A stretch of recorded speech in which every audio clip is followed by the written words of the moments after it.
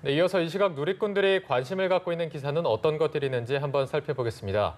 뉴스맵 스튜디오에 이나연 앵커가 나와 있습니다. 네, 이나연 앵커, 오늘 아침 어떤 뉴스들이 관심도가 높은가요?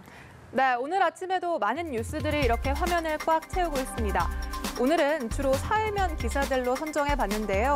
먼저 지난 4월 1일이었죠. 만우절날 자신이 로또 20억 원 당첨 복권을 분실했다며 허위 신고를 한 50대가 어제 경찰에 입건됐습니다. 부산 중부경찰서에 따르면 이 로또 1등 20억 원에 당첨됐는데 옆 사람이 복권을 들고 달아났다라는 내용으로 지난 1일 오후 2시쯤 남성의 신고 전화가 걸려왔고 경찰이 위치 등을 물어봤지만 남성은 다소 횡설수설하며 다급한 목소리로 전화를 끊었습니다. 결국 경찰은 이 샅샅이 수색을 벌였고요. 발신번호로 계속 전화를 걸었습니다. 물론 만우절 허위 신고일 수도 있다고 추정은 했지만 실제 올해 1월에 이런 부산에서 2등에 당첨된 친구의 로또 복권을 낚아채 달아난 20대가 경찰에 입건되는 일이 실제로 있었기 때문에 그냥 넘어갈 수가 없었다고 하는데요. 결국 경찰은 이렇게 수색을 펼쳤지만 신고 전화를 건 남성을 찾지 못했고 이 남성은 경찰에서 자신이 술에 취해 허위 신고했다고 밝혔습니다. 이제 다음 기사로 넘어가 보도록 하겠습니다. 교사가 수업 중 자신의 성매매 얘기를 한다면 어떠실 것 같나요? 실제로 믿기지가 않으실 것 같은데요. 이 대구의 한 고등학교에서 이런 일이 벌어져 논란이 일고 있습니다.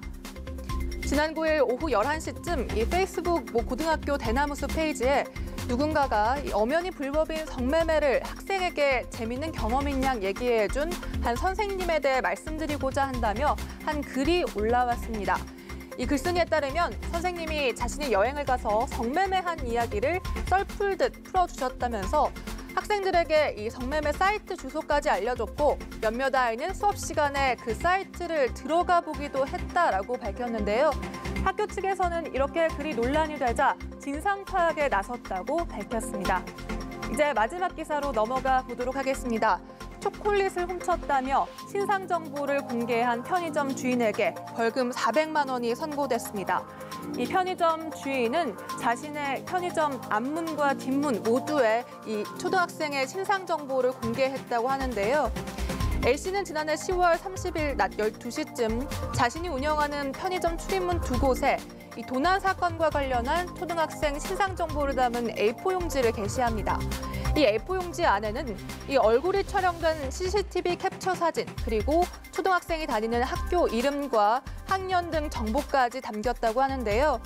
이 신상 정보 게시에 앞서서 이미 초등학생 아버지를 만나 합의금을 논의했지만 부모 측이 요구 금액에 응하지 않자 이렇게 게시물을 부착했다고 검찰 측은 밝히고 있습니다. 판사는 어린 피해자의 명예를 훼손하고 학교 생활에 지장을 초래했다며 죄질이 좋지 않다고 판단했습니다. 이 시각 한뉴스였습니다.